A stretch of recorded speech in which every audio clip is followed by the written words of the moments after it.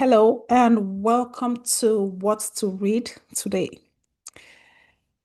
Today I picked up a book where I did not pick it up today, but the book I'm going to talk about is one of those random books you come across, not knowing who the author is, what the story is, or who they are, or who they are married to.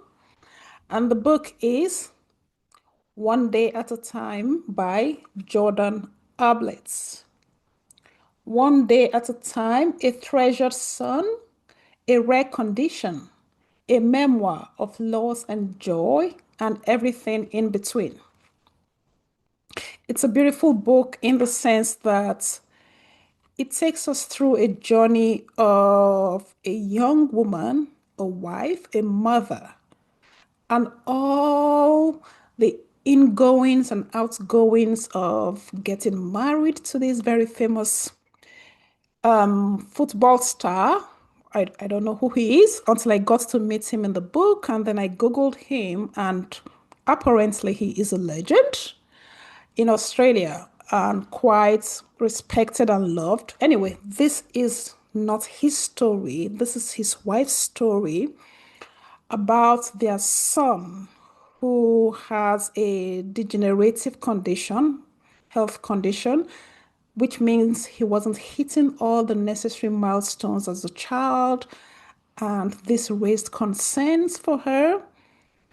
But the healthcare providers or practitioners she was seeing at the time in his very early age did not think there was any concern. He was not sitting up, he's not holding his head.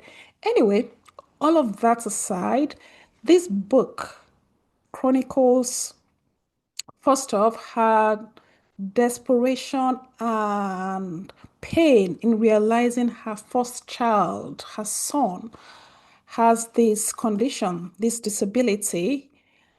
And then while going through it, she loses her mom, who she's extremely close to. In reading this book, one thing which happened for me is, how we hear people talk about bromance, bro romance between guys and brotherhood? This book is an ode to sisterhood. It was so well written about the love and friendship she has with her sisters, and she's got two sisters growing up. The relationship she has with her mother, who sadly passed.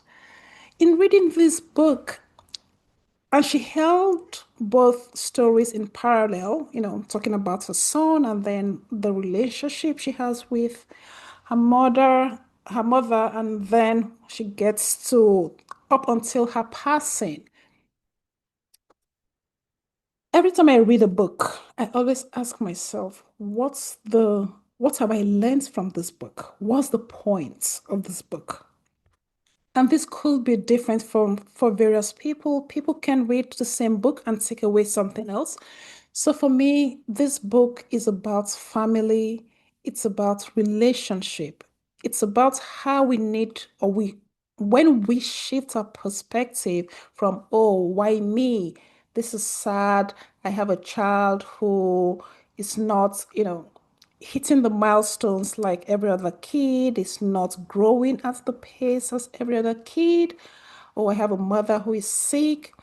When we shift our perspective, our view from what we don't have to what we have, which Jordan finally came to do at some point later, she began to appreciate, oh, I have a child who is not typical of what children do, or is not doing what other kids are doing, but I have these other beautiful children. She had other kids who are doing and meeting that milestone. So she shifted that perspective. I did enjoy the book.